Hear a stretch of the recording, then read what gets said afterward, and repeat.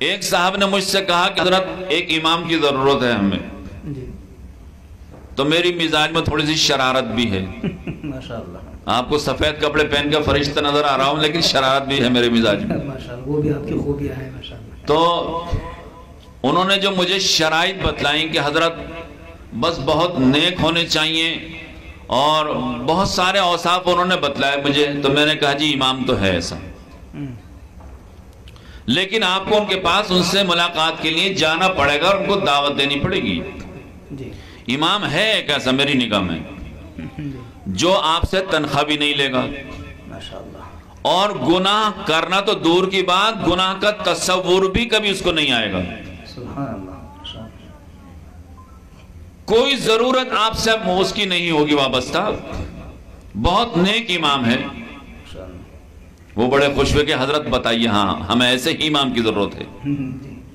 میں نے کہا جبرائیل علیہ السلام. اللہ اللہ اللہ، بہت خوب ماشاءاللہ. حضرت جبرائیل علیہ السلام کو لے کر آئیے آپ. انہیں فرشتہ ہیں، گناہ کا کوئی تصور بھی ان کو کبھی نہیں ہوگا. انہیں کھانے پینے کی بھی ضرورت نہیں ہے، کوئی حاجت ان کے ساتھ لگی بھی نہیں ہے. بس پریشانی یہ کہ ان سے مل کے ملاقات کر کے ان کی خوش آمد کر کے ان کو لانا پڑے گا آپ کے پاس. تو وہ نیچے سے اوپر تک مجھے کہ آپ تو مذاق کر رہے ہیں. ان کے آپ مذاق آپ کر رہے ہیں.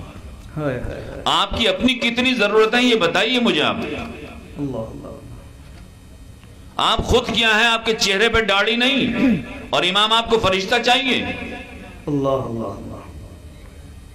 جیسے آپ خود ہیں ویسا ہی کوئی امام تلاش کر لیجئے جا کے. ہمارے پاس اگر ہم سے امام لیں گے کم سے کم 50,000 روپے تنخواہ دینی پڑے گی اس کو. جن اوصاف کو آپ شمار کر رہے ہیں کہ اس وقت ایسا ہو ایسا ہو ایسا ہو، میں نے کہا یہ صفت ہے تو میرے اندر بھی نہیں ہے، تو میں جو امام دوں گا اس کے اندر کہاں سے تلاش کروں گا یہ چیزیں. 50,000 روپے تنخواہ متعین کیجئے، پھر ہم تلاش کر کے آپ کو ایسا امام دیں گے. آپ بھی تو کچھ کیجئے ذرا تھوڑا سا.